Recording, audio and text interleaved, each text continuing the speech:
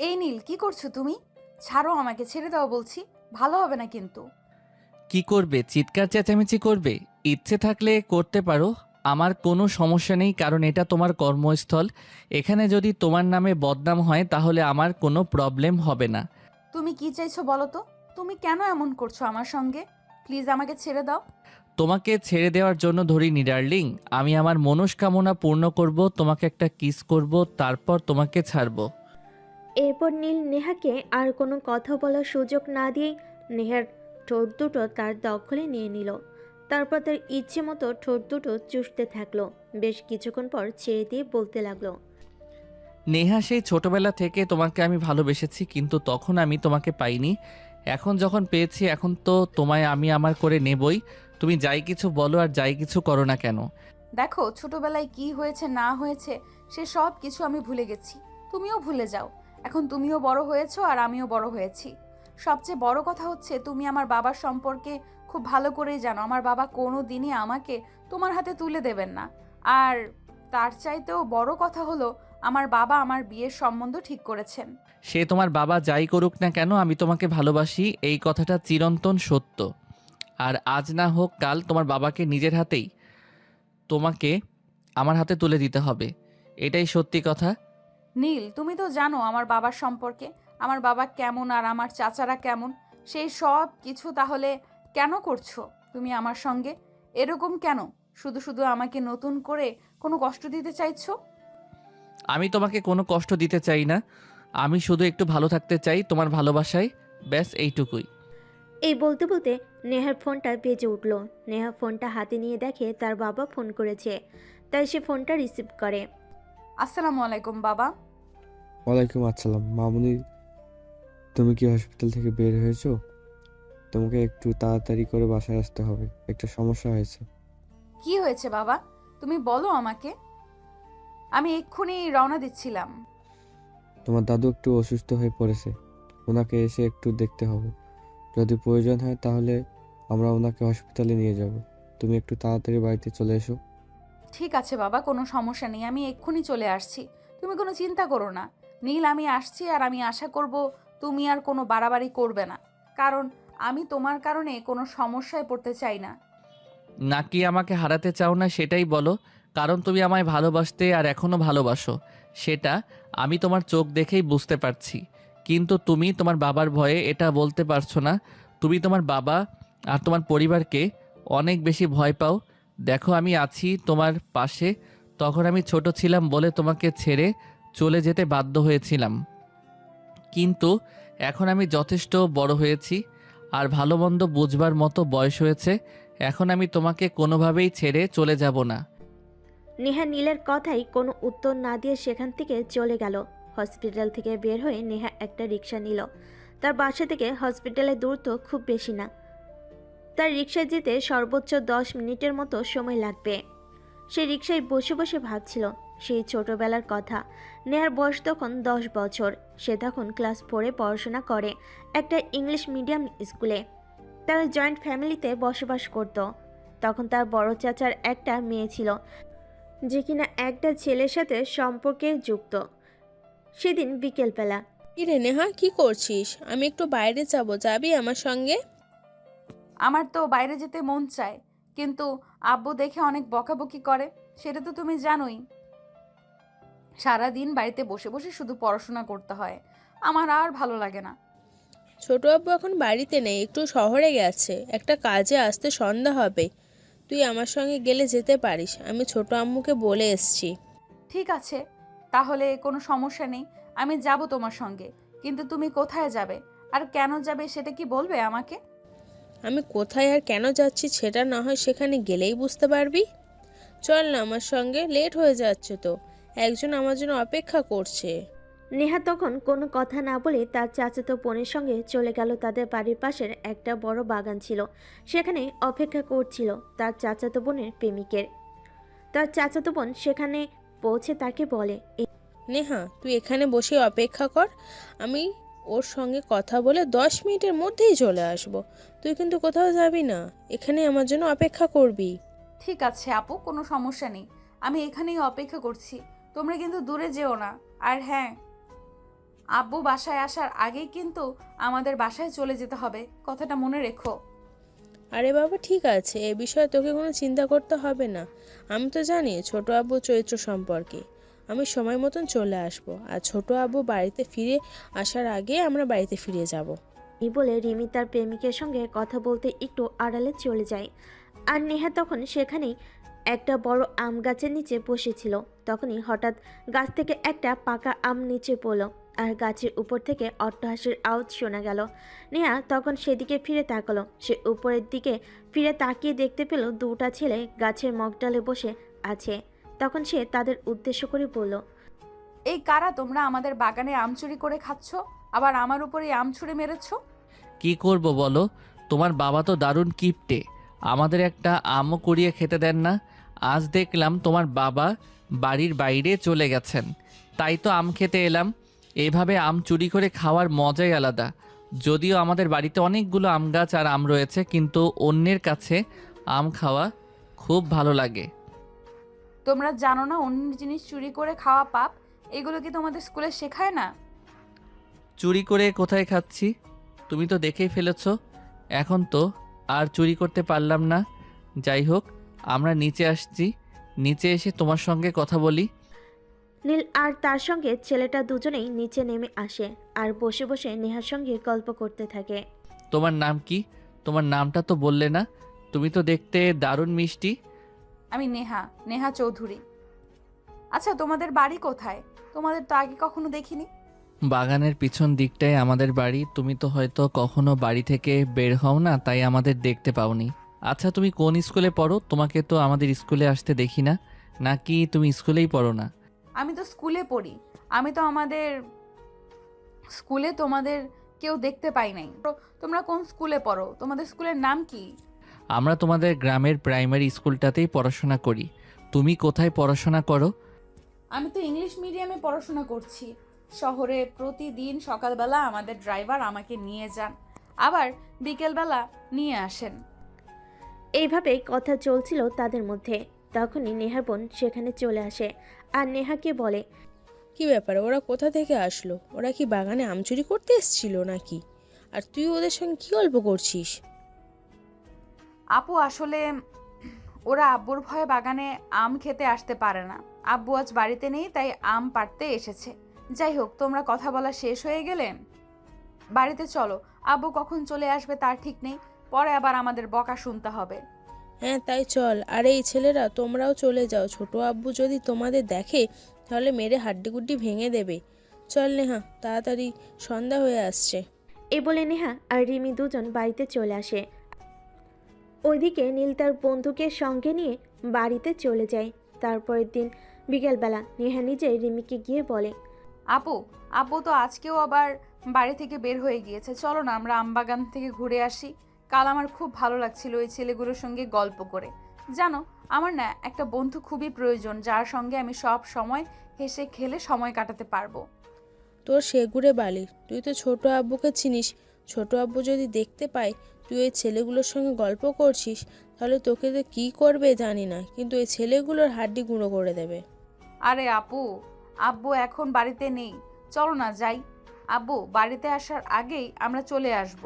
আব্বু কিছু জানতে পারবে না। চলো না প্লিজ, চলো। আচ্ছা ঠিক আছে চল, তবে হ্যাঁ, ছোট আব্বু বাড়িতে চলে আসার আগে কিন্তু আমাদের বাড়িতে আসতে হবে, এটা মাথায় রাখিস। তারপর রিমি আর নেহা দুজনে বাড়ি থেকে বের হয় আর আম বাগানে চলে যায়। নেহা আর রিমি দুজনে বাগানে এসে দেখে গতকালকের মতো আজকে ওই ছেলে দুটো আম পেড়ে গাছের নিচে বসে খাচ্ছে। তখন নেহা ওদের উদ্দেশ্য করে বলে, গাছের পাকা পাকা আমগুলো কি শুধু তোমরাই খাবে? আমাদেরকেও দিবে? আমাদেরও তো আম খেতে মন চায়। প্লিজ আমাদের কিছু আম খেতে দাও না। আমরা তো এই কয়টায় আম পেড়েছিলাম, এগুলো তো খাওয়া শেষ হয়ে গেছে। সমস্যা নাই, তোমরা দুজন এখানে বসো, আমি তোমাদের জন্য আম পেড়ে নিয়ে আসছি। এই বলে নীল লাফ দিয়ে গাছে উঠে যায় আর বেশ কিছু আম পেড়ে তারপর নিচে চলে আসে। তারপর সবাই মিলে একসঙ্গে বসে আম খেতে খেতে গল্প করতে থাকে। তখনই হঠাৎ কথা চলে নেহা নীলকে বলতে থাকে, এই তুমি একটা কাজ করো না, আমার সঙ্গে আমাদের স্কুলে পড়াশোনা করো না? তোমার সঙ্গে গল্প করতে না আমার ভালোই লাগে। প্রতিদিন সকালবেলা আমি তোমাকে আমার সঙ্গে করে একবার গাড়িতে করে নিয়ে যাব, আবার একবার নিয়ে আসব। সত্যি বলছো? তাহলে আমি আজকেই বাড়িতে গিয়ে আমার আব্বুকে বলবো আমাকে তোমাদের স্কুলে ভর্তি করে দিতে। তোমার সঙ্গে সময় কাটাতে আমারও বেশ ভালোই লাগে। নেহা, তুই কি বলছিস? তুই জানিস ছোট আব্বু যদি এই সব বিষয় জানতে পারে তাহলে কিন্তু তোকে মেরে একদম তক্তা বানিয়ে দেবে। তুই তো জানিস ছোট আব্বু চরিত্র সম্পর্কে। আব্বু কিছু জানতে পারবে না, আমাদের ড্রাইভার আঙ্কেল অনেক ভালো। আমি যেটা বলি সেটাই শুনবে। ড্রাইভার আব্বুকে কিছুই বলবে না। তাহলে তো আব্বুর জানার কোনো চান্সই থাকবে না। যাই হোক, সন্ধ্যা হয়ে আসছে, আমরা এখন আসি। ঠিক আছে, আগামীকালকে দেখা হচ্ছে তোমার সঙ্গে তোমাদের স্কুলে। তুমি যদি তোমার সঙ্গে আমাকে নিয়ে নাও যেতে পারো তাও কোনো সমস্যা নেই, আমি সাইকেল চালাতে পারি, সাইকেলে করে চলে যাব। অতঃপর তাদের কথোপকথন সেদিনকার মতো সেখানে শেষ হয়ে যায় আর সবাই নিজেদের বাড়িতে চলে যায়। সেদিন সন্ধেবেলা যখন নীলের বাবা কাজ শেষ করে বাড়িতে ফিরল তখন সে তার বাবার সঙ্গে বায়না করতে থাকলো। আব্বু, এখানে পড়াশোনা করতে আমার একটু ভালো লাগছে না। গ্রামের সবাই ইংলিশ মিডিয়াম স্কুলে পড়াশোনা করে, আমিও ইংলিশ মিডিয়াম স্কুলে পড়াশোনা করব। প্লিজ আমাকে ইংলিশ মিডিয়াম স্কুলে ভর্তি করিয়ে দাও। আমাদের নুন আনতে পান্তা বুড়ি, আর এদিকে সাহেব নাকি ইংলিশ মিডিয়ামে পড়াশোনা করবেন। শোন, আমাদের এত টাকা নেই যে আমরা তোকে ইংলিশ মিডিয়ামে পড়াশোনা করাবো। যেখানে পড়াশোনা করিস সেখানেই কর। তুমি এরকম কেন করছো? ছেলেটা ইংলিশ মিডিয়াম স্কুলে পড়াশোনা করতে চাইছে, প্লিজ ওকে একটু ভর্তি করিয়ে দাও। তোমার যদি ওর পড়াশোনার খরচ চালাতে সমস্যা হয় আমি নিজে কিছু একটা করব। তাছাড়া আমাদের তো একটা মাত্র ছেলে, আমরা যদি ওর ইচ্ছের আবদারগুলো পূরণ করতে নাই পারি তাহলে আমরা কেমন বাবা মা বলো? তুমিও তোমার ছেলের সঙ্গে পাল্লা দিয়ে কথা বলছো? আচ্ছা ঠিক আছে, আমি তোমার ছেলেকে ইংলিশ মিডিয়ামে ভর্তি করিয়ে দিব, কিন্তু আমি ওকে এত দূর যাওয়া আসার পয়সা প্রতিদিন দিতে পারবো না। ও যদি সাইকেল চালিয়ে স্কুলে যেতে পারে যাবে, নয়তো ওর স্কুলে যাওয়ার কোনো প্রয়োজন নেই। ঠিক আছে আব্বু, থ্যাংক ইউ সো মাচ, কোনো সমস্যা নেই। আমি প্রতিদিন সাইকেল চালিয়ে স্কুলে যাব, কিন্তু তারপর তুমি আমাকে ইংলিশ মিডিয়াম স্কুলে ভর্তি করিয়ে দাও। আমি ওখানে পড়াশোনা করতে চাই। আমি তোমাদের একমাত্র ছেলে, বড় হয়ে কিছু একটা করতে চাই, যেটা এখানকার স্কুলে পড়াশোনা করে সম্ভব হবে না। হ্যাঁ বাবা, ঠিক আছে, কোনো সমস্যা নেই। তুই আমাদের একমাত্র সন্তান, তুই আমাদের কাছে কিছু চাইবি আর আমরা তোকে সেটা দেব না, হতে পারে না কি? এমনটা তোর জন্য আমরা সব কিছু করতে রাজি আছি, আমরা আমাদের সবটা দিয়ে চেষ্টা করছি। অতঃপর কথাবার্তা শেষ করে সবাই মিলে সেদিনকার মতো রাতের খাবার শেষ করে ঘুমিয়ে পড়ল। পরের দিন সকালবেলা ঘুম থেকে উঠে নীল একদম পরিপাটি হয়ে রেডি হয়ে নিল। তার এমন অবস্থা দেখে তার আম্মু তাকে বলে, কি রে নীল, তুই কি স্কুলে পড়াশোনা করতে যাচ্ছিস নাকি এই বয়সে প্রেমের হাওয়া মনে ঢুকেছে সে যে এরকম হিরোর মতো সেজে তারপর স্কুল যাচ্ছিস? আরে আম্মু, এসব তুমি কি বলছো? আমি এখনো অনেক ছোট, ওসব করার বয়স আমার হয়নি। তাছাড়া ইংলিশ মিডিয়াম স্কুলে ভর্তি হতে যাচ্ছি বলে কথা, একটু তো পরিপাটি হয়ে যেতেই হবে, তা না হলে তো সবাই আমাকে বলবে আমি একটা গাইয়া খ্যাত। ইংলিশ মিডিয়াম স্কুলে পড়াশোনা করার মতো কোনো যোগ্যতাই আমার নেই, তাই তো একটু পরিপাটি হয়ে রেডি হয়েছি। ঠিক আছে বাবা, কোনো সমস্যা নেই। এখন একটু তাড়াতাড়ি বাড়ি থেকে বের হও, আমাকে আবার তোমাকে অ্যাডমিশন করিয়ে দিয়ে কাজে যেতে হবে। আমি যদি ঠিকঠাক মতো কাজ না করি তাহলে তোমার পড়াশোনার খরচ কে চালাবে সেটা তুমি আমাকে নিজেই বলো না। এভাবে কথা বলতে বলতে নীল আর তার আব্বু বাসা থেকে বের হয়ে চলে গেল স্কুলে অ্যাডমিশন করতে।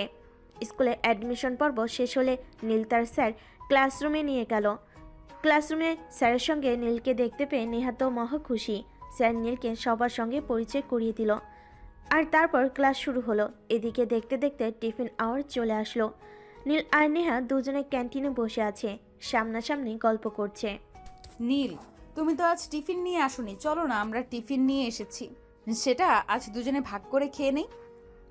তুমি তো শুধুমাত্র তোমার জন্যই টিফিন নিয়ে এসেছো, এখন যদি তোমার খাবারটা আমি খেয়ে ফেলি তাহলে তো তোমার ওইটুকু সামান্য খাবারে পেট ভরবে না, তখন তোমার কষ্ট হবে।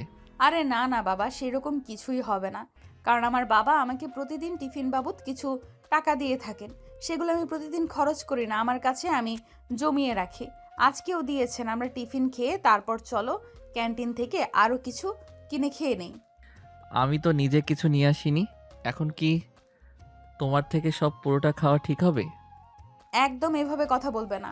তুমি তুমি আর আমি বন্ধু, আর বন্ধু বন্ধুর খাবার খাবে না তো কি করবে? এখন চুপচাপ খাবার খাওয়া শুরু করো দেখি। তখন নীল আর কোনো কথা না বলে নেহার সঙ্গে টিফিন খাওয়া শুরু করলো। এভাবেই কেটে গেল তাদের সেদিনকার দিনটা। স্কুল ছুটির পর নেহাকে তাদের ড্রাইভার আঙ্কেল নিতে আসলো, কিন্তু নীলের সেদিন প্রথম দিন, তাই সাইকেল নিয়ে আসেনি। তাই নেহা নীলকে বলেছিল, নীল, তুমি যেহেতু আজ সাইকেল নিয়ে আসোনি আর আঙ্কেলও চলে গেছে, এখন তো তোমাকে এই পুরোটা রাস্তায় হেঁটে হেঁটে যেতে হবে, কারণ তোমার কাছে তো কোনো টাকা নেই। তাই বলছিলাম কি, তুমি আমার সঙ্গে আমাদের গাড়িতে চলো, তোমাকে তোমাদের বাড়ির সামনে নামিয়ে দেব, তারপর আমি আমাদের বাড়িতে চলে যাব। আমি তোমার সাথে যেতেই পারি, আমার কোনো সমস্যা নেই। কিন্তু তোমার আব্বু যদি দেখে ফেলে তাহলে তো তোমার আব্বু অনেক বকাবকি করবে। তোমাদের বাড়ির আগে আর আমাদের বাড়ির পরে তোমাকে তোমাদের বাড়ির সামনে নামিয়ে দিয়ে তারপর আমি আমাদের বাড়িতে চলে যাব। আর ড্রাইভার আঙ্কেলকে আমি বলে দিব, ড্রাইভার আঙ্কেল যাতে আব্বুকে এ ব্যাপারে কোনো কিছু না বলে, তাহলে আব্বু এ ব্যাপারে কোনো কিছুই জানবে না। তখন নীল আর কোনো কথা না বলে চুপচাপ নেহার সঙ্গে গাড়িতে উঠে বসলো। কিন্তু অঘটন ঘটলো মাঝ রাস্তায় যাওয়ার পর। নেহার আপু কোথাও একটা যাচ্ছিল, তিনি নেহাদের গাড়িটা দেখতে পেয়ে গাড়ি দাঁড় করালো আর নেহার সঙ্গে কথা বলতে গাড়ি থেকে নেমে আসেন। তখনই নেহার বুকটা ভয়ে ধরপড় করছিল। কি রে নেহা, তোমার সঙ্গে গাড়ির ভিতর এই ছেলেটা কে? তো আগে কখনো দেখিনি। আব্বু, এই ছেলেটার বাড়ি আমাদের আমবাগানের পেছন দিকটায়, যে বড় বাড়িটা আছে ওই বাড়িটা। আসলে আমাদের স্কুলে আজকে অ্যাডমিশন নিয়েছে, তাই আমি বললাম আজ আমার সঙ্গে যেতে, কাল থেকে সাইকেলে করে আসবে। তুমি কি চেনো এই ছেলেটাকে? চেনা নেই, জানা নেই, এভাবে কাউকে নিজের সঙ্গে নিয়ে যাওয়াটা ঠিক নয়। আর এই ছেলে তুমি বা কেমন? তোমার বাবা মা তোমাকে কোন শিক্ষা দেয়নি নাকি? তোমার বাবা তোমাকে স্কুলে অ্যাডমিশন করিয়েছে, কিন্তু স্কুলে যাওয়া আসা করবার রিক্সা ভাড়ার টাকাটা দেওয়ার ক্ষমতা নেই। প্লিজ আব্বু, ওকে এইভাবে বলো না। ও আমার সঙ্গে আসতে চায়নি, আমি জোর করে ওকে আমার সঙ্গে নিয়ে এসেছি। ওর কোনো দোষ নেই, সব দোষ আমার। তোমার কিছু বলার থাকলে তুমি আমাকে বলো। ও আমার বন্ধু, ওর সঙ্গে এরকম আচরণ করো না। দেখো নেহা, যে কেউ তোমার বন্ধু হতে পারে না। বন্ধু হওয়ার জন্য নিম্নতম একটা যোগ্যতা থাকা প্রয়োজন। সবাই তোমার বন্ধু হতে পারে না, বুঝতে পেরেছো? ঠিক আছে আব্বু, কোনো সমস্যা নেই। আমি আজকের পর থেকে ওকে আর আমার সঙ্গে নেব না, তুমি প্লিজ ওকে বকো না। তারপর নেহার বাবা সেখান থেকে চলে গেল, তাও গাড়িতে করে বাড়িতে চলে আসলো। এর পরের দিন থেকে নীল প্রতিদিন সাইকেলে করে স্কুলে যেত আর নেহা তাদের গাড়িতে করে। এভাবেই চলতে থাকলো তাদের দিন। এভাবে নেহা আর নীলের মধ্যে একটা ভালো সম্পর্ক তৈরি হয়ে গেল। তার প্রতিদিন টিফিন ভাগ করে খেত। স্কুল শেষে মাঝে মধ্যে দুজন ঘুরতে যেত, যদিও নীল নেহার সঙ্গে যেতে চাইতো না, কারণ নীল জানতো নেহার বাবার চরিত্র সম্পর্কে। নেহার বাবা নেহার সঙ্গে নীলকে দেখলে বকাবকি করত। নেহা নিজে জোর করে নীলকে তার সঙ্গে নিয়ে যেত, কিন্তু দুর্ঘটনা ঘটল সেদিন ড্রাইভার কোনো কারণে নেহাকে আনতে যেতে পারেনি। তাই নীল নেহাকে সাইকেলে করে বাড়ি পৌঁছে দেওয়ার দায়িত্ব নেয় এবং মাঝ রাস্তা পর্যন্ত আসে। তখনই হঠাৎ নেহা বলে, আজকে তো ড্রাইভার আঙ্কেল আমাকে নিতে আসেনি, চলো না আমরা কোথাও থেকে ঘুরে আসি, বাড়িতে বলবো হেঁটে আসতে দেরি হয়েছে। আমি কিন্তু তোমার বাবাকে প্রচণ্ড ভয় পাই। তোমার বাবা যদি পরে আবার তোমাকে বকাবকি কিংবা মারধর করে। তোমাকে এই বিষয়ে চিন্তা করতে হবে না, চলো না যাই। তখন নীল নেহার কথায় বাধ্য হয়ে নেহাকে নিয়ে ঘুরতে চলে যায়। আর এদিকে দেখতে দেখতে দুপুর গড়িয়ে বিকেল হয়ে গেল। তখনই নেহার আম্মু নেহার আব্বুকে বলে, ওগো শুনছ, বিকাল তো 3টা বেজে গেল, নেহা এখনো স্কুল থেকে আসলো না। মেয়েটার পথে আবার কোনো বিপদ হয়নি তো? আজকে ড্রাইভারের শরীরটাও খারাপ, সেও নেহাকে আনতে যেতে পারেনি। ড্রাইভার নেহাকে আনতে যায়নি, সেটা তুমি আমাকে আগে বলনি কেন? তুমি যদি সেটা আগে আমাকে বলতে তাহলে আমি নিজেই নেহাকে আনতে যেতাম। এখন মেয়েটা কোথায় আছে সেটা আমি কি করে জানবো? আরে আমি তো ভেবেছিলাম নেহা কোন একটা গাড়ি নিয়ে চলে আসবে, কিন্তু সে এখনো আসেনি। প্লিজ তুমি একটু একটা একটা করো, কিছু একটা করো, আমার মেয়েটার যেন কিছু না হয়। নেহার আপু তখন নেহার আম্মুকে আর কিছু না বলে গাড়ি নিয়ে বের হয়ে পড়লেন। তিনি স্কুলে গিয়ে জানতে পারলেন স্কুল অনেকক্ষণ আগে ছুটি হয়ে গেছে আর নেহা নীলের সঙ্গে স্কুল থেকে বের হয়েছে। তখন নেহার বাবার মনে একটু সন্দেহ হয়, এই ছেলেটা আবার নেহার সঙ্গে উল্টাপাল্টা কিছু করেনি তো। তাই তিনি আবার স্কুল থেকে বের হয়ে নেহাকে খুঁজতে থাকেন। তখনই হঠাৎ দেখেন মাঝ রাস্তায় নীল আর নেহা সাইকেল করে বাড়ির দিকে যাচ্ছে। তখনই সাইকেলের সামনে দিয়ে নেহার বাবা গাড়িটা দাঁড় করেন। নেহার বাবাকে দেখতে পেয়ে নীল আর নেহা দুজনেই ভয়ে থরথর করে কাঁপছিল। নেহার বাবা তখন নীলের সাইকেলের সামনে তাদের গাড়িটা দাঁড় করেন। নেহার বাবাকে দেখতে পেয়ে নীল আর নেহা দুজনেই থরথর করে ভয়ে কাঁপছিল। নেহার আপু তখনই তাদের দুজনের সামনে দাঁড় হয়ে ধমক দিয়ে তাদের বলেন, কি ব্যাপার নেহা, এতক্ষণ তুমি কোথায় ছিলে? তোমার স্কুল ছুটি হয়েছে সেই দুপুর একটায়। আব্বু আসলে ওর সাইকেলটা নষ্ট হয়ে গেছিল, ওইটাই ঠিক করতে একটু সময় লেগেছে। ওর সাইকেল নষ্ট হয়েছে, তাতে তোমার কি সমস্যা? তোমার কাছে কি টাকা ছিল না? তুমি কি একটা অটোতে করে বাড়িতে চলে যেতে পারতে না? তুমি কেন এই ছেলেটার সঙ্গে বসেছিলে? জবাব দাও আমাকে। আঙ্কেল, ওর কোনো দোষ নেই, আসলে আমি ওকে আমার সঙ্গে নিয়ে এসেছিলাম। আপনি ওকে প্লিজ বকবেন না। হ্যাঁ, চুপ কর ছোট লোকের বাচ্চা, তুই আমার মেয়ের সঙ্গে কেন এত মেলামেশা করিস? জানিস না তোকে আমি সহ্য করতে পারি না? দাঁড়া, আজকেই আমি তোদের একটা ব্যবস্থা করব। জানিস না তোরা আমার ক্ষমতা সম্পর্কে। আব্বু প্লিজ তুমি ওকে কিছু বলো না, ওর কোনো দোষ নেই, আমি নিজেই ওর সঙ্গে এসেছি। প্লিজ ওকে ছেড়ে দাও, চলো আমরা বাড়ি চলে যাই। নেহার আপু তখন রাগে ফুসফুস করছিল, কিন্তু তারপর তিনি নিজেকে সংযত করে নেহাকে নিয়ে বাড়িতে চলে যান। এরপর চলে গেল আরও কয়েকদিন। হঠাৎ একদিন বিকেলবেলা নেহার আপু একটা কাজে হঠাৎ করে বাসা থেকে বের হয়ে যান। তাই নেহা আমবাগানে চলে আসে নীলের সঙ্গে একটু দেখা করে কথা বলে সময় কাটানোর জন্য। কিন্তু নেহা ভুল করেও জানতো না যে তার আপু ওনার কাজ শেষ করে তাড়াতাড়ি চলে আসবেন। এদিকে নেহার আপু বাড়িতে এসে নেহাকে খুঁজতে শুরু করেন। নেহাকে কোথাও খুঁজে না পেয়ে তিনি বারান্দায় এসে বসেন। তখনই হঠাৎ আমবাগানের দিকটাই কারো গানের গলা শুনতে পাচ্ছিল। তাই তিনি কারোর সঙ্গে কিছু না বলেই আমবাগানের দিকটায় চলে আসেন। ওখানে এসে তিনি দেখতে পান নেহা আর নীল পাশাপাশি বসে আছে আর নীল নেহাকে গান শোনাচ্ছে। এমন দৃশ্য দেখে তিনি তো রাগে ফুসফুস করতে থাকেন। তখনই সেখানে আসেন আর নীলের গালে ঠাস ঠাস করে দুইটা চর বসিয়ে দিয়ে বলতে থাকেন, এই ছোট লোকের বাচ্চা, তোর সাহস কি করে হলো আমার মেয়েকে বাড়ি থেকে নিয়ে এসে এখানে বসে গান শোনানোর? আজ আমি তোদেরকে এই এলাকা ছাড়া করেই ছাড়বো। তুই জানিস না আমাকে। আব্বু প্লিজ ওকে ছেড়ে দাও, ওর কোনো দোষ নেই, আমি ওকে এখানে আসতে বলেছিলাম।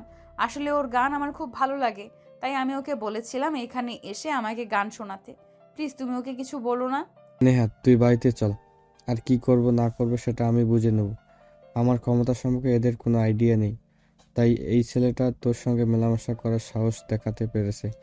আজ আমি ওদের আমার ক্ষমতা সম্পর্কে ধারণা দেব। এই বলে নেহার আপু নেহাকে নিয়ে সেখান থেকে চলে যান। আর পরের দিন সকালবেলা গ্রামের সালিশ করেন। আসলে নেহার আব্বু ছিল গ্রামের প্রভাবশালীদের মধ্যে একজন।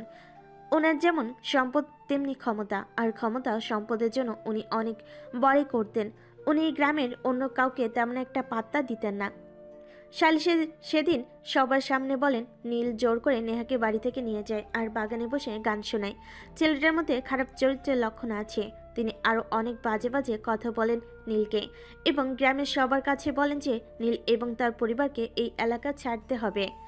তার যদি এই এলাকায় থাকে তাহলে গ্রামের কোনো মেয়ে নিরাপদে থাকতে পারবে না। দেখুন আপনারা ভুল করছেন, আমার ছেলে এরকম নয়। আমার ছেলে যথেষ্ট ভালো আর ভদ্র একটা ছেলে। আপনারা কেন অযথায় আমার ছেলেটাকে মিথ্যে দোষারোপ করছেন? প্লিজ আমার ছেলেটার সঙ্গে আপনারা এরকম করবেন না। কিন্তু এ যুগে টাকা পয়সা কথা বলে, তাই নীলের বাবার কথা কেউ শুনলেন না। সালিশের সিদ্ধান্ত হলো 1 সপ্তাহের মধ্যে নীলকে এবং তার পরিবারকে এই এলাকা ছেড়ে চলে যেতে হবে। কিন্তু তারপর নীলের বাবা চেয়েছিল এলাকায় থেকে যেতে, কিন্তু পরের দিন থেকে তাদের উপর শুরু হয় নানা রকম অত্যাচার। অবশেষে বাধ্য হয়ে নীলের বাবা নীল আর তার পরিবার সহ সেই গ্রাম ছেড়ে চলে যেতে বাধ্য হন। তারা শহরে চলে যান আর সেখান থেকে শুরু হয় তাদের নতুন জীবন। নীল একটা স্কুলে ভর্তি হয় আর সেখান থেকে পড়াশোনা শুরু করে। দেখতে দেখতে চলে গেল 12টা বছর। এখন নীল একজন ডাক্তার। সেই ডাক্তারি পড়াশোনা শেষ করে একটা সরকারি হসপিটালে চাকরি নিয়েছে আর আজকে তার চাকরিতে জয়েন হবার ডেট। তাই সে সকালবেলা ঘুম থেকে উঠেই নিজের কর্মস্থলে যাওয়ার জন্য তৈরি হয়ে যায়। আজকে তার প্রথম দিন, তাই তাকে একটু আগে ভাগে যেতে হবে। তাছাড়া তার পোস্টিং হয়েছে এমন একটা এলাকায় যেখানে তার বাসা থেকে যেতে প্রায় 4 ঘন্টার মতো সময় লাগবে। তাই সে একটু সকালবেলায় বের হয়েছে। অপরদিকে নেহাও সেই একই হসপিটালে চাকরি হয়েছে। তার দুজনে যে একই হসপিটালে চাকরি নিয়েছে সেটা তাদের মধ্যে কেউই জানতো না। আর 12 বছর চলে গেছে, এর মধ্যে তাদের দুজনের মধ্যে কোনো যোগাযোগও ছিল না। কারণ নীল এরপর আর কখনোই গ্রামের বাড়িতে যায়নি। যদিও নেহা অনেকবার নীলের সঙ্গে যোগাযোগ করার চেষ্টা করেছে, কিন্তু যোগাযোগ আর হয়ে ওঠেনি। আর করবেই বা কী করে? নীল তো শহরে চলে গিয়েছে, কিন্তু কোন শহরে গিয়েছে সেটা তো নেহা জানতো না। আর নীল নিজে থেকে নেহার সঙ্গে কোনো যোগাযোগ করার চেষ্টা করেনি, কারণ তখন নেহা আর নেহার পরিবারের প্রতি ছিল তার এক আকাশ সমান ঘৃণা। কারণ তার পরিবারের কারণেই তাদেরকে নিজের ভিটে মাটি ছেড়ে অন্যত্র চলে যেতে হয়েছিল। নীল নিজের কর্মস্থলে পৌঁছায় আর চাকরি করতে থাকে। এভাবেই চলে গেল 1 সপ্তাহ। 1 সপ্তাহ পর হঠাৎই তার নেহার সঙ্গে দেখা হয়, কিন্তু সে নেহাকে চিনতে পায়নি। এক্সকিউজ মি মিস্টার, আপনি ডাক্তার নীল তো? হ্যাঁ, আমি নীল। কিন্তু আপনি কে? আপনাকে তো চিনতে পারলাম না। আর এই 1 সপ্তাহ হলো আমি এই হসপিটালে জয়েন করেছি। এর মধ্যে তো আপনাকে একদিন দেখতেও পেলাম না। আমার একটা সমস্যা ছিল যার কারণে বিগত 7 দিন আমি হসপিটালে আসতে পারিনি। যাই হোক, আপনাকে রাহুল স্যার ওনার কেবিনে ডেকেছেন, তাই বলতে এলাম। ওকে, ঠিক আছে, সমস্যা নেই, আমি পৌঁছে যাব। কিন্তু ম্যাডাম, আপনার পরিচয়টা তো জানা হলো না। যেহেতু আমরা একই হসপিটালে চাকরি করছি, আপনার পরিচয়টা তো আমার জানা দরকার, তাই না? এত তাড়াহুড়ো করার কি আছে? আমরা যেহেতু একই হসপিটালে চাকরি করছি, তাহলে সময় হলে অবশ্যই সব কিছু জানতে পারবেন। যাই হোক, আপনি যেহেতু এত করে বলছেন, তাহলে বলে যাই, আমার নাম নেহা, নেহা চৌধুরী। যাই হোক, আমি আসছি। নেহা এই নামটা শুনে নীলের ভিতরে কেমন যেন একটা মোচড় দিয়ে উঠল, কিন্তু তারপর নীল নিজেকে স্বাভাবিক রাখার চেষ্টা করলো। কারণ সে মনে মনে ভাবছিল নেহা তো পৃথিবীতে হাজারটা মেয়ে থাকতে পারে, কিন্তু এই নেহাই কি সেই নেহা যাকে আমি ছোটবেলায় ভালোবেসেছিলাম? না, এমনটা হতে পারে না। এইভাবে নীলের মনের মধ্যে 7-5 ঘুরছিল। এসব ভাবতে ভাবতে নীল রাহুল স্যারের কেবিনে চলে গেলেন। Excuse me sir, may I come in? Doctor Neha বলল আপনি আমায় ডেকেছেন। হ্যাঁ, আপনার সঙ্গে একটু কথা বলার ছিল, তাই আমি ডেকেছিলাম। দেখুন, আপনি হসপিটালে জয়েন করেছেন 1 সপ্তাহ মতো হলো, আর ডক্টর নেহাও এখানে নতুন জয়েন করেছেন। তাই আমি চাই আপনাদের দুজনকে নিয়ে ভালোভাবে কিছু কাজ করতে। হ্যাঁ স্যার, অবশ্যই, বলুন আপনি কি করতে চান। আর স্যার, যদি কিছু মনে না করেন, আমি ডক্টর নেহার ব্যাপারে আপনাকে কিছু জিজ্ঞাসা করতে চাই। ডক্টর নেহার ব্যাপারে আপনি আমাকে কিছু জিজ্ঞাসা করতে চান? আচ্ছা বলুন তো, আপনি ডক্টর নেহার ব্যাপারে কি জানতে চান? সরাসরি তেমন কিছুই না, আমি আসলে ডক্টর নেহার পরিচয়টা জানতে চাই। ডক্টর নেহাকে আমার মনে হয় আমি এর আগেও কোথাও দেখেছি বা চিনি জানি বলে। নেহা যদি আপনার পূর্ব পরিচিত হয়ে থাকে, তাহলে তো আপনি নেহার সঙ্গে নিজেই সরাসরি কথা বলতে পারেন। এ ব্যাপারে আমার সঙ্গে কেন আপনি কথা বলেছেন, আর আমার কাছে বা কেন জানতে চাইছেন এই বিষয়ে? প্লিজ স্যার, দেখুন, ডক্টর নেহা একটা মেয়ে মানুষ, আর একটা মেয়ে মানুষকে এভাবে সরাসরি কিছু জিজ্ঞাসা করা আমার রুচিতে বাধে। তাই আপনি তো একজন পুরুষ মানুষ, আপনাকে জিজ্ঞাসা করলাম। প্লিজ স্যার, বলুন না ডক্টর নেহার ব্যাপারে কিছু। নেহার বাবা আমজাদ চৌধুরী। আমি শুধু এইটুকুই জানি, এর বেশি কিছু আমি জানি না।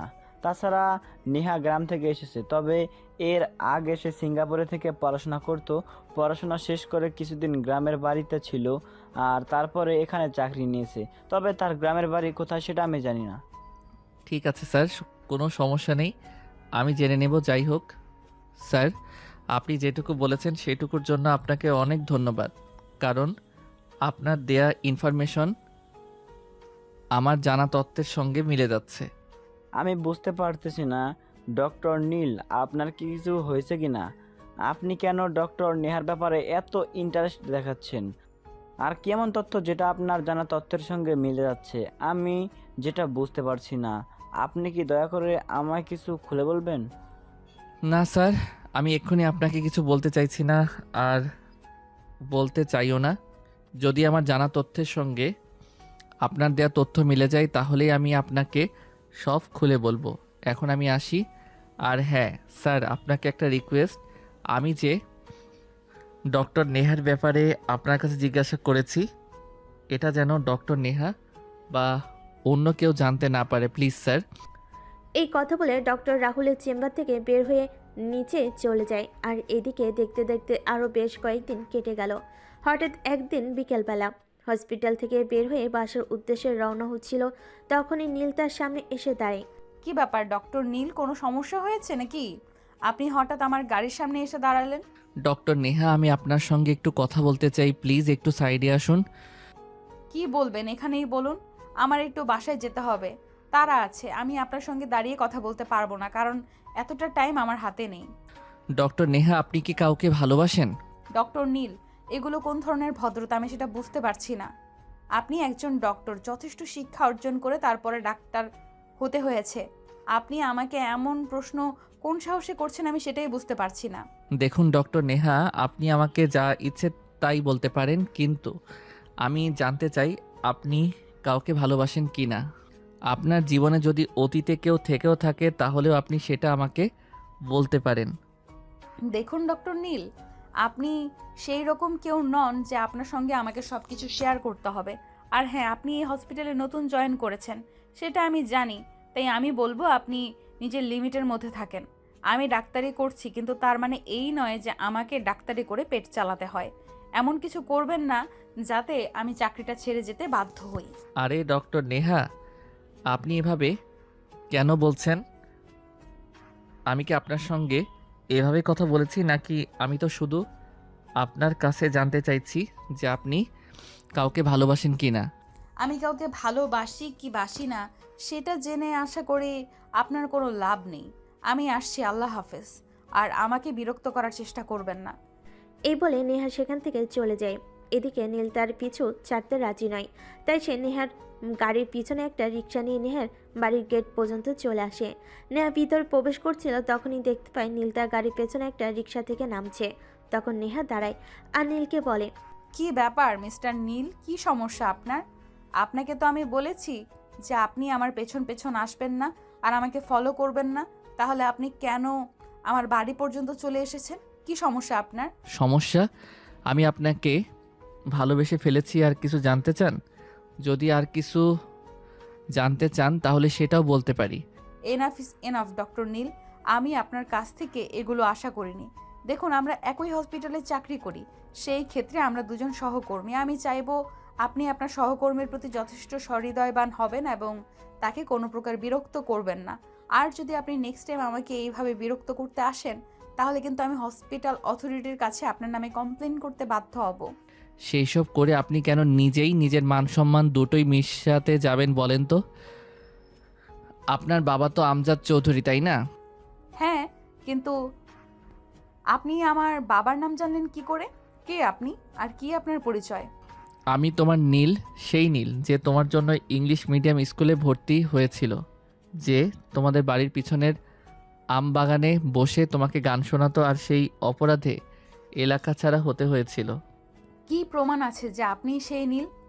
দেখুন, আপনার সাথে কথা বলে সময় নষ্ট করার সময় আমার হাতে নেই। আমি আসছি। প্রমাণ আছে। সেই ছোটবেলায় যখন আমি স্কুলে টিফিন নিয়ে যেতাম, তখন আমার টিফিন বক্সটা খুব একটা ভালো ছিল না, তাই তুমি তোমার একটা টিফিন বক্স আমাকে দিয়েছিলে, আর সেটা এখনও আমার কাছে আছে। তোমার দেওয়া শেষ স্মৃতিচিহ্ন হিসেবে আমি আমার কাছে রেখে দিয়েছিলাম। আমি যে সব কথা বিশ্বাস করি না, প্লিজ আপনি এখান থেকে চলে যান আর দয়া করে আমাকে বিরক্ত করবেন না। আর একটা কথা, আপনি যদি সেই মানুষটা হয়েও থাকেন তাহলে এখন আমার কিছু করার নেই, কারণ আমার বাবা আমার জন্য বিয়ের সম্বন্ধ ঠিক করে রেখেছেন। আর আমি আমার বাবার পছন্দ করা সেই ছেলেটাকেই বিয়ে করব। আমি আমার বাবার কথা কখনোই অমান্য করি না। সেটা হবে না নেহা, কারণ সেই ছোটবেলা থেকে আমি তোমাকে ভালোবাসি আর তুমিও আমাকে ভালোবাসতে, কিন্তু তুমি তোমার বাবার ভয়ে এটা বলতে পারোনি। এখন তুমিও বড় হয়েছো আর আমিও বড় হয়েছি। এখন আমরা কাউকে ভয় পাই না, তাই আমাদের এখন সময় এসেছে নিজেদের ভালোবাসাকে নিজেদের করে নেওয়ার। বাড়ির গেটের সামনে দাঁড়িয়ে এভাবে কথা বলছিল নীল আর নেহা। তখনই দোতলায় বেলকনি থেকে নেহার আব্বু সেটা দেখে ফেলে আর নেহাকে ডাক দিয়ে বলে, কিরে নেহা, ওখানে কি করিস? আর এই ছেলেটা কে? ওই ছেলেটাকে তো আমাদের এলাকায় এর আগে কখনো দেখিনি। নেহা তখন তার আব্বুর কথার কোনো উত্তর না দিয়ে নীলকে বলতে থাকে, আপনি প্লিজ এখান থেকে চলে যান। আপনি আমার আব্বুকে চেনেন না। আমার আব্বু যদি জানতে পারে যে আপনি আমার সঙ্গে এখানে এইভাবে এইসব কথা বলছেন, তাহলে মেরে আপনার হাড্ডিগুড্ডি সব ভেঙে ফেলবে। এই বলে নীলকে আর কোনো কথা বলার সুযোগ না দিয়ে নেহা সেখান থেকে দৌড়ে ভিতরে চলে আসে। আর ড্রয়িং রুমে আসতেই তার আব্বু আবার তার পথ আগলে দাঁড়ান আর তাকে বলে, কিরে নেহা, তোকে আমি কিছু জিজ্ঞাসা করছিলাম, কিন্তু তুই আমার কথার কোনো উত্তর দিসনি কেন? এই ছেলেটা কে আর তোর সঙ্গে কি কথা বলছিল? আব্বু, এই ছেলেটা এই শহরে নতুন এসেছে আর সামনের বাসার একটা ঠিকানা জিজ্ঞেস করছিল, তাই আমি তাকে বলে দিচ্ছিলাম। নেহা দেখ, আমি তোর চাইতে বয়সে বড়, তাই তোর বাবা হতে পেরেছি। আমাকে ভুলভাল বুঝাতে আসিস না। আমি দেখছি তুই অনেকক্ষণ ধরেই ছেলেটার সঙ্গে কথা বলছিস, বল আমাকে। আব্বু, ছেলেটা এলাকায় নতুন এসেছে, তাই অনেক কিছুই বলে তারপর বোঝাতে হয়েছে। আমি এই ছেলেটার সঙ্গে কি কথা বলতে যাব? তুমি কি আমায় বিশ্বাস করো না নাকি? আমি সেটাই বুঝতে পারছি না। ঠিক আছে, ভিতরে রুমে যাও। আর একটা কথা বলার ছিল তোমাকে। আগামীকাল তো শুক্রবার, তোমার যে ছেলেটার সঙ্গে বিয়ের দিন তারিখ ঠিক করে রাখা হয়েছে সে বাংলাদেশে ফিরে এসেছে, আর আগামীকালকেই তোমাদের এঙ্গেজমেন্ট হবে। আব্বু, এত তাড়াতাড়ি করার কি আছে? এসব সবে তো আমি ডাক্তারি পাশ করে চাকরি নিয়েছি। কয়েকটা দিন চাকরি করতে দাও, আমাকে একটু স্বাধীন হয়ে বাঁচতে দাও, তারপর বিয়ে শাদী নিয়ে চিন্তা করি। চাকরি বাকরি তো বিয়ের পরেও করতে পারবে, তাই না? ওই ফ্যামিলির কেউ তো তোমাকে চাকরি করতে নিষেধ করেনি। ছেলেটা এতদিন পর বাংলাদেশে এসেছে, তাই চাই এঙ্গেজমেন্ট সেরে তোমার সঙ্গে কিছু সময় কাটাতে। তারপরও বাবা, তুমি প্লিজ এই ছেলেটাকে বলো আমাকে আর কয়টা দিন সময় দিতে। আমি এখনই বিয়ে বা এঙ্গেজমেন্টের জন্য মানসিকভাবে প্রস্তুত নই। তুমি প্রস্তুত নও, নিজেকে প্রস্তুত করো। ছেলেটা বাংলাদেশে এসেছে শুধু তোমাকে বিয়ে করার জন্য। আর আমি কি করে এসব কথা বলবো বলো? আমি এসব কথা বলতে পারবো না। তুমি নিজেকেই তৈরি করো।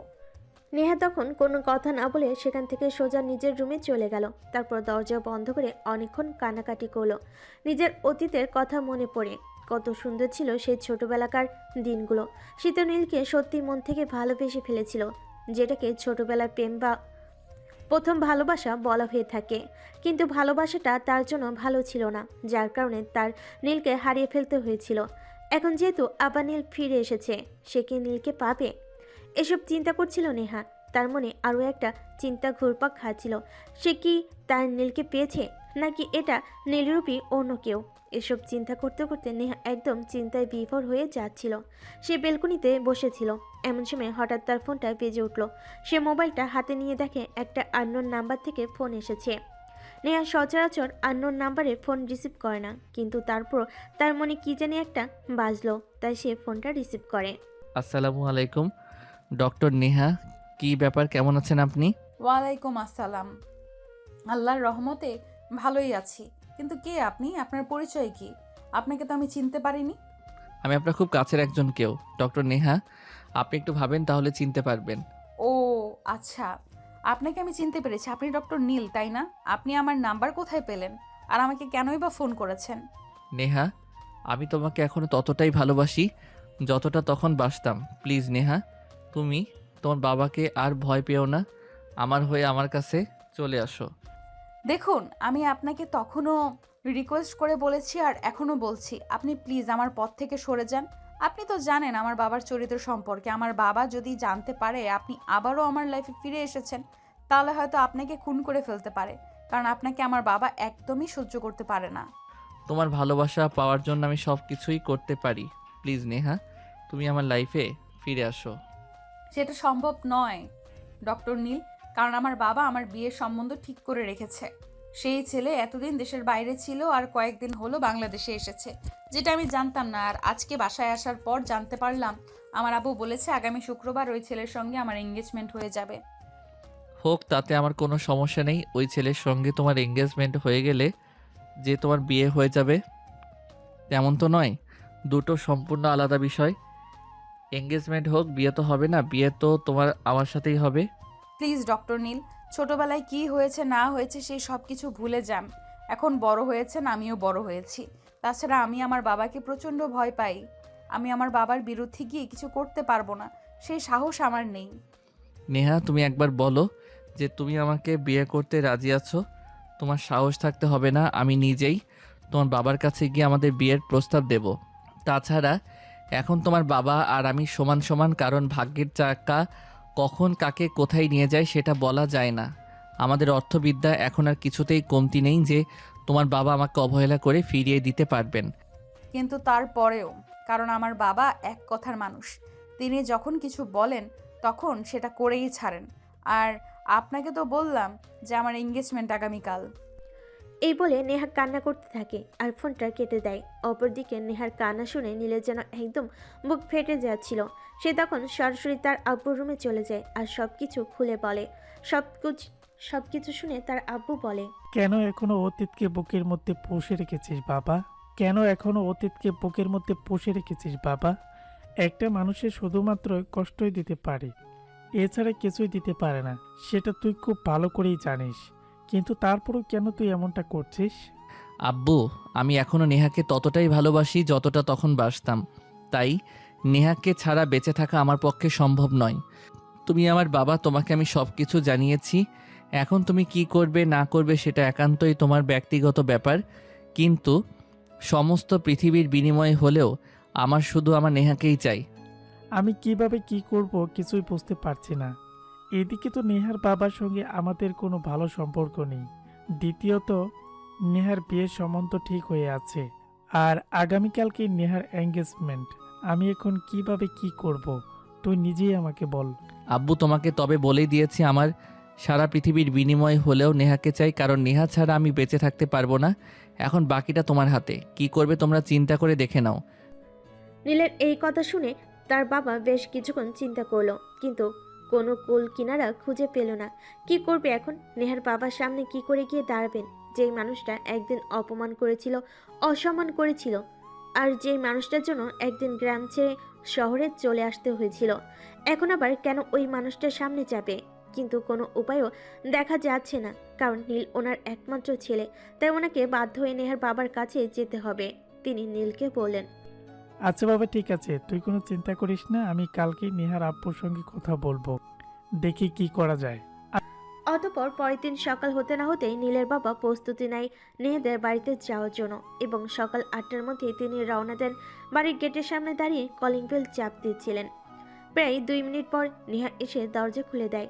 নেহাকে দেখতে পেয়ে নীলের আব্বু বলে, আমি যদি খুব ভুল না করে থাকি তাহলে তুমি নেহা, তাই না? হ্যাঁ, আপনি ঠিকই চিনতে পেরেছেন, কিন্তু আমি তো আপনাকে চিনতে পারলাম না।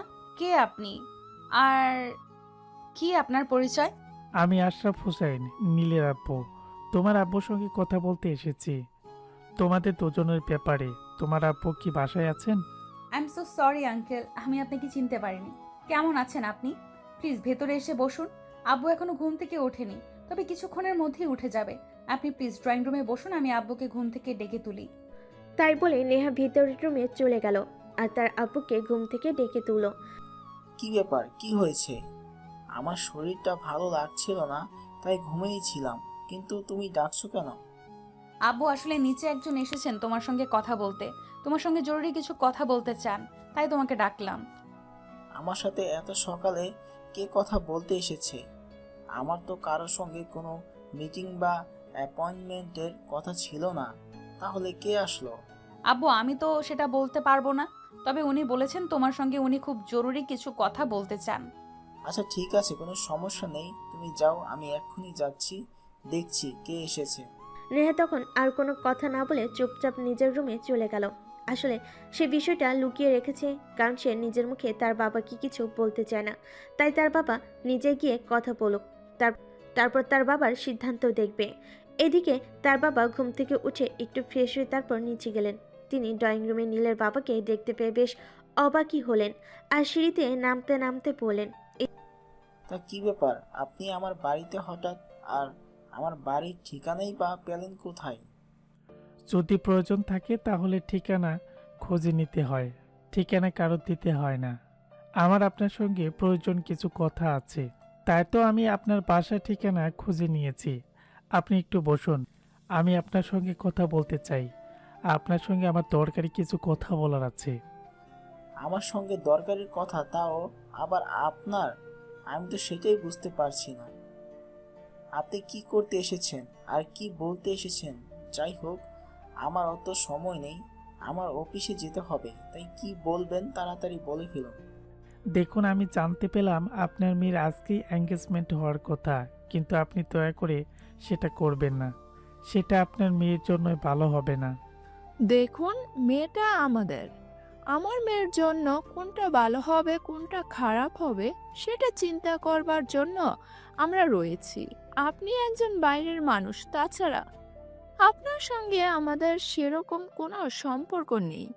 তাই আমাদের মনে হয় আপনার মতামতটা আমরা এ ব্যাপারে গ্রহণ করতে পারবো না। কিন্তু আপনাদের সেটা করতেই হবে, কারণ আপনাদের মেয়ে নেহা আর আমার ছেলে নীল দুজন দুজনকে এখনো ঠিক ততটাই ভালোবাসে যতটা বাসত। তাই আমি আপনার সঙ্গে কথা বলতে এসেছি। আমি আপনাদের মেয়েকে আমাদের বাড়ি বউ করে নিতে চাই। এই বলে এই কথা শুনে নেহার বাবা আর মা দুজনেই একদম তেলে বেগুনে জ্বলে উঠলেন। ওনারা কোনোভাবে এটা আশা করেননি যে কোনোদিনও নীল বা তার ফ্যামিলি আবার তাদের লাইফে ফিরে আসবে, আর এমন কিছু অপ্রত্যাশিত ঘটনা ঘটবে। তাই নেহার বাবা রেগে খটখট করতে করতে বলেন, দেখুন, আপনার সঙ্গে এতক্ষণ পর্যন্ত ভদ্রভাবে কথা বলেছি, কিন্তু আপনি এখন ভদ্রতার সীমা লঙ্ঘন করেছেন। তাই আমার মনে হয় আপনার সঙ্গে আর ভদ্রতাভাবে কথা বলা উচিত নয়। দয়া করে আমাদের বাড়ি থেকে বের হয়ে যান, তা না হলে কিন্তু সিকিউরিটি ডেকে ঘাড় ধাক্কা দিয়ে বাড়ি থেকে বের করে দিতে বাধ্য হব। আপনারা যদি ভুল করেও সেটা করেন তাহলে সেটা আপনাদের জন্য খারাপ হবে, কারণ আমি একজন বাবা আর নেহারও আপনাদের সন্তান। আমি যখন চাই না যে আমার সন্তান কষ্ট পাক, তেমনি আপনিও চান না আপনার মেয়ে জোর করে অন্য একজনের সাথে বিয়ে দিতে পারেন, কিন্তু সখী কখনোই হতে পারবে না। আপনি এখনই আর এই মুহূর্তে আমাদের বাড়ি থেকে বের হয়ে যান। আমি আপনার সঙ্গে আর কোনো কথা বলতে চাচ্ছি না। আপনার সঙ্গে আমাদের আর কিছুই বলার নেই।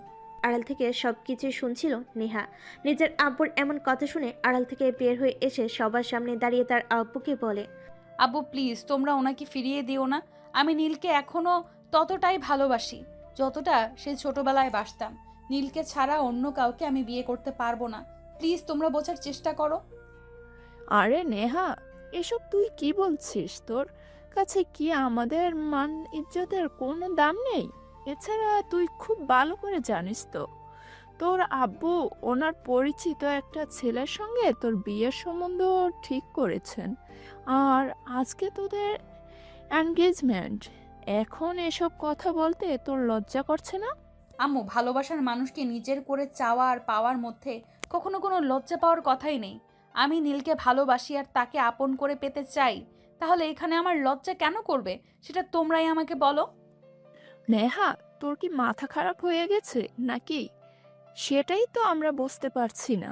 তুই যদি এই ছেলেটাকে ভালোবাসিস আর তোর বাবার পছন্দ করা ছেলেটাকেই বিয়েই না করবি, তাহলে তুই এতদিন বলিসনি কেন? এখন সব কিছু ঠিক হয়ে গেছে, এখন আর কোনো কিছু করা সম্ভব নয়। নেহার আম্মু, প্লিজ থামো, আমাকে বলতে দাও। দেখেন, আমার মেয়ে যে এখনো আপনার ছেলেকে ভালোবাসে সেটা আমি জানতাম না। আর যদি জানতাম তাহলে আমি তাদের ভালোবাসার প্রতি বাধা হয়ে দাঁড়াতাম না। ঠিক আছে, কোনো সমস্যা নেই। আমার মেয়ে যেহেতু এখনো আপনার ছেলেকে ভালোবাসে, আর আপনার ছেলেও আমার মেয়েকে ভালোবাসে, তাহলে ওদের ভালোবাসার সম্পর্কে আমি স্বীকৃতি দিতে আমার কোনো সমস্যা নেই। তার মানে আপনি ওদের সম্পর্ক মেনে নিয়েছেন। যাই হোক, আমি অনেক খুশি হলাম, আলহামদুলিল্লাহ। আল্লাহ পাক আপনাকে দীর্ঘজীবী করুক, আর সেই সঙ্গে আমার হবু পুত্র বধূ আর আমার ছেলেকেও সুখী জীবন দান করুক। আব্বুর এমন সিদ্ধান্ত নেহা অনেক খুশি হয় আর খুশিতে লাফাতে লাফাতে নিজের রুমে চলে যায় আর মোবাইলটা বের করে সঙ্গে সঙ্গে নীলকে ফোন দেয়। নীল, একটা খুশির খবর আছে, যেটা শুনলে তুমি অনেক খুশি হবে। আব্বু আমাদের সম্পর্কটা মেনে নিয়েছে, আর ওই ছেলের সঙ্গে আমার এঙ্গেজমেন্ট হবে না। এখন তুমি আমাকে কবে বিয়ে করতে আসছো সেটাই বলো। শান্ত হও ডার্লিং, এত তাড়াহুড়া করার কি আছে? ভালোবাসা যদি সত্যি হয় তাহলে তো পাবেই। আমাকে একটু ধৈর্য ধরো। নেহা তখন নীলের এই কথার অর্থ বুঝতে পারেনি, তাই সে ফোনটা কেটে দেয় আর খুশি মনে নিজেকে প্রফুল্ল রাখতে শুরু করে। এরপর চলে গেল বেশ কয়েকদিন। সেদিন নেহার আপু নেহার কাছ থেকে নীলের ফোন নাম্বার নেয় আর নীলকে ফোন দিয়ে বলে, নীল, আমার শরীরটা তো ভালো যাচ্ছে না, তাই আমি ভেবেছিলাম আমি অসুস্থ থাকতে না থাকতেই আমার মেয়ের বিয়ে শাদির কাজটা সেরে নেই, তাই তোমাকে ফোন করা। তুমি কবে ফ্রি আছো সেটাই বলো, তাহলে আমরা ভালো কোনো দিন দেখে তোমাদের বিয়ের কাজটা সম্পূর্ণ করে ফেলি। আচ্ছা ঠিক আছে, আপনি কোনো চিন্তা করবেন না। আমি বাড়িতে কথা বলি, আব্বু আম্মুর সাথে কথা বলি, দেখি তাদের কবে সুবিধা হয়, তারপর আমি আপনাকে জানাচ্ছি। এরপর নীল তার আব্বুর সঙ্গে কথা বলে এবং বিয়ের ডেট ফিক্সড করে নেহার আব্বুকে জানিয়ে দেয়। এদিকে বিয়ের সমস্ত কার্যক্রম শুরু হয়ে গেছে, কেনাকাটা থেকে শুরু করে সব কিছু। ইতিমধ্যে আরও 1 সপ্তাহ অতিবাহিত হয়ে গেল। আজ নেহা আর নীলের বিয়ের সমস্ত আয়োজন করা হয়েছে। এদিকে নেহা বউ সেজে বসে আছে আর বারবার নীলকে ফোন করে যাচ্ছিল, কিন্তু নীল ফোন তুলছে না। এদিকে বরযাত্রীর আসতে দেরি হচ্ছে দেখে নেহার আব্বু ও নীলকে ফোন করছিল, কিন্তু ফোনে পাচ্ছিল না। তাই তিনি নেহার সঙ্গে কথা বলতে আসেন। কিরে নেহা, কি হয়েছে? আমি তো কিছুই বুঝতে পারছি না। নীল ফোন তুলছে না কেন? আমি তো অনেকক্ষণ ধরেই ট্রাই করছি। এদিকে আত্মীয় স্বজন সবাই চলে এসেছে আর কাজী সাহেবও চলে এসেছে, এখনও নীলদের বাড়ি থেকে কেউ আসলো না, আর নীলও আসলো না। ওদের কোনো সমস্যা হয়েছে কিনা আমি তো সেটাই বুঝতে পারছি না। আব্বু, আমি তো নিজেও সেটা ভাবছি, নীল কেন ফোন তুলছে না আর এখনো কেনই বা এসে পৌঁছালো না। যদি কোনো অ্যাক্সিডেন্ট হতো তাহলে তো আমরা সেই খবরটা অন্তত পেতাম, কিন্তু এখনো তো কোনো কিছুই জানতে পারলাম না। আমার খুব টেনশন হচ্ছে আব্বু। মা প্লিজ, তুই কোনো টেনশন করিস না, আমরা দেখছি কি করা যায়। এদিকে সারা বাড়ির মেহমানদের মধ্যে কানাঘুষা শুরু হয়ে গেছে। সবে এটা ওটা বলছে, কিন্তু নেহার আব্বু সেগুলো কখন শুনবে। এদিকে মেয়ের জামে আসছে না, এটা সেটা চিন্তা করেই তিনি কুলকিনারা পাচ্ছেন না। এখন আর অন্যদের কথায় কখন গুরুত্ব দেবেন। এভাবে দেখতে দেখতে সারাটা দিন কেটে গেল। নীল একটাবারও ফোন তুলো না আর ফোন করলো না। বাড়ির সমস্ত মেহমান আর আত্মীয় স্বজন সবাই চলে গেল। নেহার বাবাকে সবাই অনেক কথা শোনাচ্ছিল। এদিকে নেহাও লজ্জে আর অপমানে ঘরের দরজা বন্ধ করে শুয়েছিল, কাউকে কিছু বলতে পারছিল না। আর সে বলবেই বা কি, একটা মানুষকে এতটা ভালোবেসেছে, আজ সেই মানুষটার সঙ্গে বিয়ে হওয়ার কথা ছিল, কিন্তু সেই মানুষটা কোনো খোঁজই নেই। কি হলোটা কি, সে সেটাই বুঝতে পারছে না। রেগে বিকেল পেরিয়ে সন্ধ্যা, সন্ধ্যা পেরিয়ে রাত হয়ে আসলো। রাতে তখন আনুমানিক 10টা বাজে। তখনই হঠাৎ নীলের থেকে নেহার ফোনে কল আসে। নেহা ফোনটা পেয়ে সঙ্গে সঙ্গে রিসিভ করে আর কান্না করতে করতে বলে, নীল, তুমি কোথায়? সারাদিন কোথায় ছিলে? আমি কত টেনশনে ছিলাম জানো। একদিকে সবাই অপেক্ষা করছে, আমি বউ সেজে বসে আছি তোমার জন্য, আর তুমি আসলে না। কি হয়েছে তোমার? কোথায় আছো তুমি? তোমার কোনো বিপদ আপদ হয়নি তো? নেহার এই কথা শুনে নীল হাসতে হাসতে নেহাকে বলে, হা হা হা, বিপদ আপদ, তাও আবার আমার হাসালে তুমি। আমার কোনো বিপদ আপদ হতে যাবে কেন?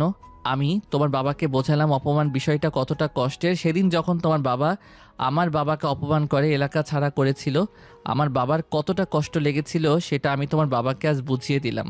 তোমার বাবা আজ বুঝতে পারবেন। আজ তো তোমার বাবাকে 1000টা মানুষের কথা শুনতে হয়েছে। কেমন লেগেছে তোমার বাবার একটু জিজ্ঞাসা করো গিয়ে। নীল, এসব তুমি কি বলছো? তোমার কি মাথা খারাপ হয়ে গেছে নাকি, যে তুমি পাগলের মতো প্রলাপ করছো? তুমি আমাকে ভালোবাসো আর আমি তোমাকে ভালোবাসি। আমরা দুজন দুজনকে বিয়ে করতে চাই, আর আজ আমাদের বিয়ে হওয়ার কথা ছিল। সেইখানে তুমি আসলে না, কিন্তু কেন আসলে না সেটা অন্তত আমাকে বলো। সেদিন তোমার বাবা আমাকে আমার বাবাকে, আমার পুরো ফ্যামিলিকে অপমান করে যতটা আনন্দ পেয়েছিলেন, ঠিক ততটা আনন্দ আমিও পেলাম। তোমার বাবা সেদিন আমাদেরকে গ্রাম ছাড়া করে আমাদের যতটা কষ্ট দিয়েছিলেন, সেটা আমি তোমার বাবাকে আজ ফিরিয়ে দিলাম। এখন তো হয়েছে সমান সমান। তোমার কি মাথা খারাপ হয়ে গেছে? কি বলছো তুমি জানো? প্লিজ, কি হয়েছে তোমার? তুমি আমাকে খুলে বলো। আমি এসব কথা আর শুনতে পারছি না। আমার তোমাকে আর কিছুই বলার নেই, যা বলার বলে দিয়েছি। এখন বাকিটা তুমি বুঝে নাও। না বুঝলে বুঝতে পারো, না বুঝতে নাই। আজকের পর আর কখনোই তুমি আমার সঙ্গে যোগাযোগ করার চেষ্টা করবে না। এই কথা বলে সঙ্গে সঙ্গে নীল ফোনটা কেটে দেয়। আর এদিকে নেহা পাগলের মতো পাগলামো শুরু করে দেয়। তখনই তার চিৎকার চেঁচামেচি শুনে তার আব্বু সেই রুমে আসে আর তাকে জিজ্ঞাসা করে, কে না, কি হয়েছে তোর? তুই এভাবে কান্না করছিস কেন? চিৎকারই বা কেন করছিস? আব্বু, আমার সব শেষ হয়ে গেল। নীল এই সব কিছু জেনে শুনেই করেছে। প্লিজ তোমরা আমাকে ক্ষমা করে দাও। আমি এত বড় একটা ভুল করব কখনোই ভাবতে পারিনি। বাবা, নীল এটা কি করে আমার সঙ্গে করতে পারলো? আমি তো তাকে এখনো ততটাই ভালোবাসতাম। কেন করলো সে আমার সঙ্গে এরকম? কি বলছিস তুই? আমি তো নিজেরে কোনোভাবে বিশ্বাস করতে পারছি না। তারা নিজেরাই এগিয়ে সম্বন্ধ করলো আর তারাই এমনটা করতে পারলো?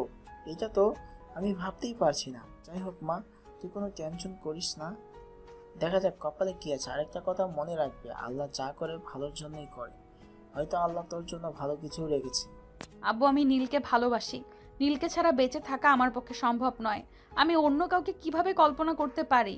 সে আমার সঙ্গে কেন এত বড় প্রতারণা করলো? কেন এরকমটা করলো? আমি তো সেটাই বুঝতে পারছি না। এইদিকে নীল, এটা তুই কি করলি? কেন করলি মেয়েটার সঙ্গে এরকম?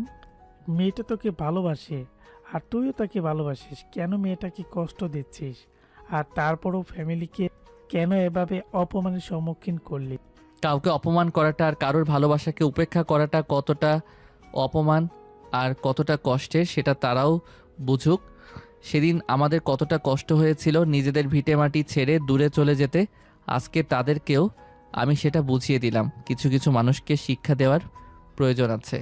কিন্তু তুই এটা একদমই ঠিক করিসনি। যেটা হওয়া সেটা হয়ে গেছে। এখন পুরো বিষয়গুলো টেনে এনে কোনো লাভ নেই। আমি নেহার আব্বুর সঙ্গে কথা বলি। তুই প্লিজ এখন যা, নেহাকে আমাদের বাড়ি নিয়ে আয়। মেয়েটা তোকে ভালোবাসে, কষ্ট দিস না এইভাবে। নীল তখন কোনো কথা না বলে চুপচাপ বাসা থেকে বের হয়ে চলে যায় আর ফোনটা সুইচ অফ করে রাখলো। সে কোথায় গেল, কোথায় থাকছে, সেসব কোনো আপডেট তার ফ্যামিলির কেউ বা অন্য কেউ কিছুই জানতো না।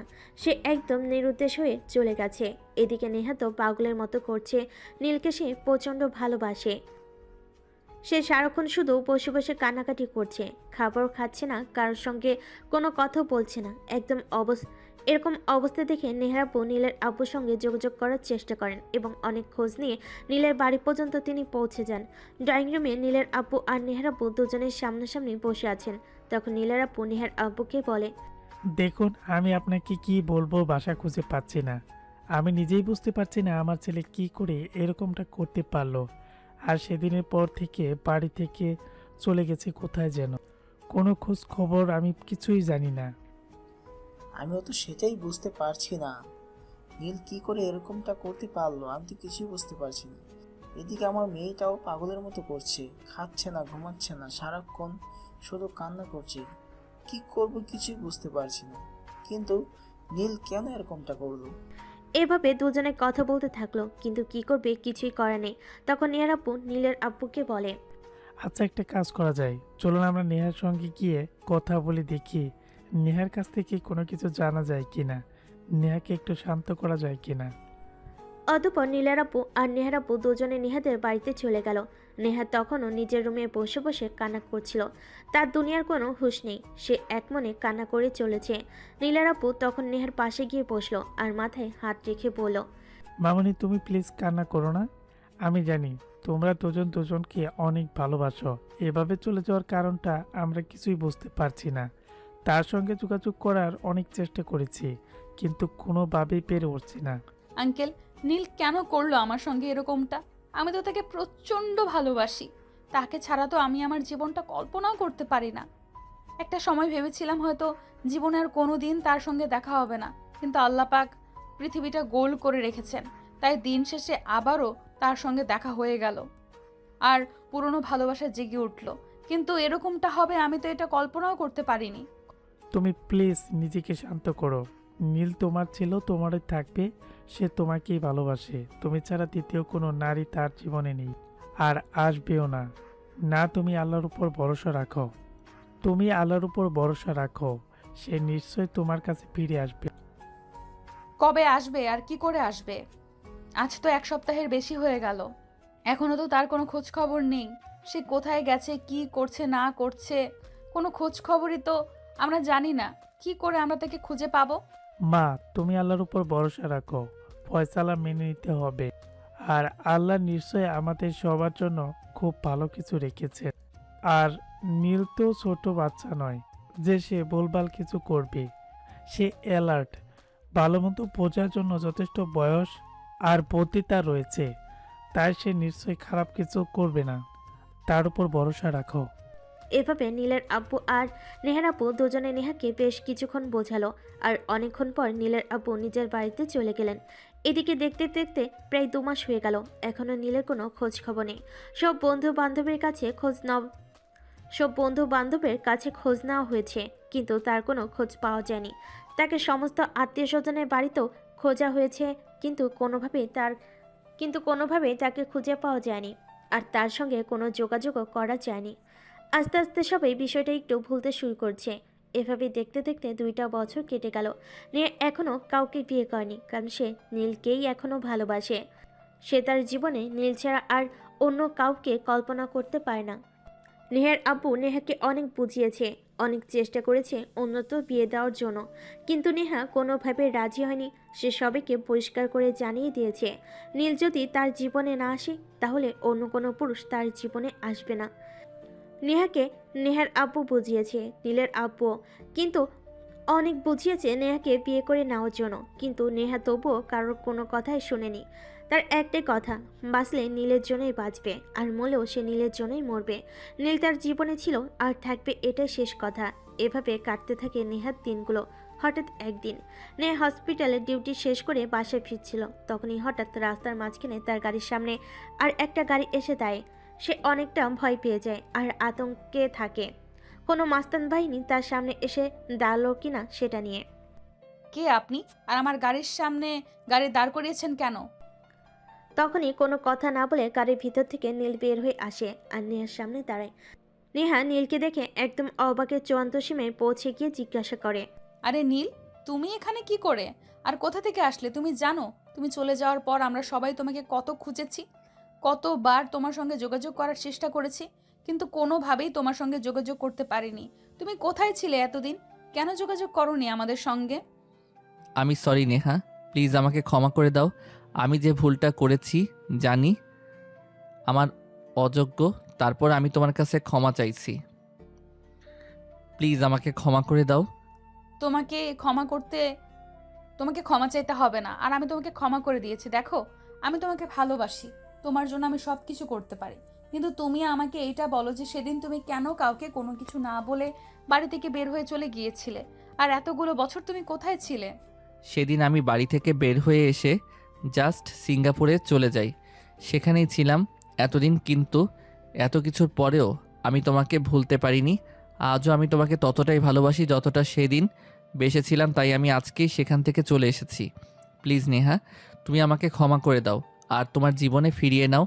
তোমাকে ছাড়া আমি নিজেকে কল্পনা করতে পারি না। আমি তোমাকে আমার জীবনে ফিরিয়ে নেব, আর তুমি আবারও আমার সঙ্গে সেম কাজটা করে আমাকে কষ্ট দিয়ে আমাকে ফেলে রেখে চলে যাবে। কখনোই না নেহা, আর কখনোই তোমাকে ফেলে রেখে চলে যাব না। আমি জানি আমি রাগ আর জেদের বশে যেটা করেছি সেটা খুবই খারাপ কাজ করেছি, কিন্তু বিশ্বাস করো তোমাকে আমি একটা সেকেন্ডের জন্যও ভুলে থাকতে পারিনি। সারাক্ষণ আমার শুধু তোমার কথাই মনে পড়েছে। তোমাকে ছাড়া আমি কি করে থাকবো তুমি বলো আমাকে? সত্যি বলছো তো তুমি? তুমি আর কখনো আমাকে ছেড়ে যাবে না তো? সারা জীবন তুমি আমার হয়ে থাকবে তো? নীল তখন কাঁদতে কাঁদতে নেহার হাত দুটো ধরে বলে, বিশ্বাস করো তুমি, আমি তোমাকে আর কখনোই ছেড়ে যাব না। সারা জীবন আমি তোমার হয়ে থাকবো। I love you Neha, will you marry me? Yes, I do. অতঃপর নীল নেহাকে নিয়ে সোজা নেহাদের বাড়িতে চলে যায়। আর নেহার আব্বুর সঙ্গে দেখা করে নেহার বাবা নীলকে দেখে বলে, আরে নীল, তুমি এতদিন পর কোথা থেকে আসলে? আর এতদিন কোথায় বা ছিলে? তুমি জানো তোমাকে আমরা কতবার খোঁজার চেষ্টা করেছি, কিন্তু কোথাও তোমাকে খুঁজে পাইনি। এদিকে তুমি কোথায় ছিলে? আসলে সিঙ্গাপুর চলে গেছিল, ওইখানেই ছিল এতদিন। কিন্তু আমার ভালোবাসা যে সত্য, আমার ভালোবাসার টানে তাকে ফিরে আসতে হয়েছে। এখন তোমরা দুই পরিবার মিলে আমাদের দুইজনকে একসাথে করে দাও প্লিজ। সেটা না হয় করলাম, কিন্তু সমস্ত আয়োজন কমপ্লিট হওয়ার পর যদি নীল আবারও এরকমটা করে তখন কি হবে বলো? নেহার আব্বুর এই কথা শুনে নেহা কিছু বলতে চাইছিল, কিন্তু নীল তাকে বলতে না দিয়ে সে নিজেই বলতে শুরু করে। না আঙ্কেল, এরকমটা আর কখনোই হবে না। আমি আর কখনোই নেহাকে ছেড়ে যাব না। নেহাকে আমি ভালোবাসি, আর খুব বেশি ভালোবাসি। তাকে ছেড়ে যাওয়ার কোনো প্রশ্নই ওঠে না। আমি সারা জীবন তাকে তো দূরের কথা, আপনাদের কেউ ছেড়ে যাব না। সবাইকে সাথে নিয়ে বাকি জীবনটা সুখে শান্তিতে পার করতে চাই। আচ্ছা ঠিক আছে, কোনো সমস্যা নেই। আমরা খুব শীঘ্রই তোমাদের দুজনের 4 হাত এক করে দেওয়ার বন্দোবস্ত করছি। কিন্তু এখন তুমি আগে তোমাদের বাড়িতে যাও, তোমার আব্বুর আম্মুর সঙ্গে কথা বলো। তা অনেক কষ্ট পেয়েছি তোমার এভাবে চলে যাওয়াতে। অতঃপর নীল নেহা আর নেহার আব্বুর কাছ থেকে বিদায় নিয়ে তাদের বাড়িতে চলে গেল। আর তার আব্বুর সঙ্গে সবকিছু খুলে বলে সবকিছু শুনে তার আব্বু বিষয়টা মেনে নেয়। আর নেহার সঙ্গে 2 দিনের মধ্যে পারিবারিকভাবে শুধু একটা অনুষ্ঠান করে তাদের বিয়ের কাজ সুসম্পূর্ণ করে। এইদিকে বাসঘরে বসে আছে নেহা। নীলের জন্য অপেক্ষা করছে। নীল ঘরে প্রবেশ করতে যাবে, তখনই তার একমাত্র আদরের ছোট বোন তার পথ আগলে দাঁড়ায়। আরে ভাইয়া, কোনো কিছু না বলে সোজা ভেতরে চলে যাচ্ছিস? নিজের ভালোবাসার মানুষকে এতদিন পর কাছে পেয়েছিস বলে, কিন্তু সেটা তো আমি হতে দেব না। এত কষ্ট করে তোর জন্য বাসর ঘরটা নিজের হাতে সাজিয়েছি, এখন আমার পেমেন্টটা দে, তারপর বাসর ঘরে যা। আরে তুই তো আমার নিজের বোন, আর ভাইয়ের জন্য এইটুকু করবি না তো কি করবি? তোকে আবার আমি কেন পেমেন্ট দিতে যাব? সর এখান থেকে, আমাকে আমার বউয়ের কাছে যেতে দে।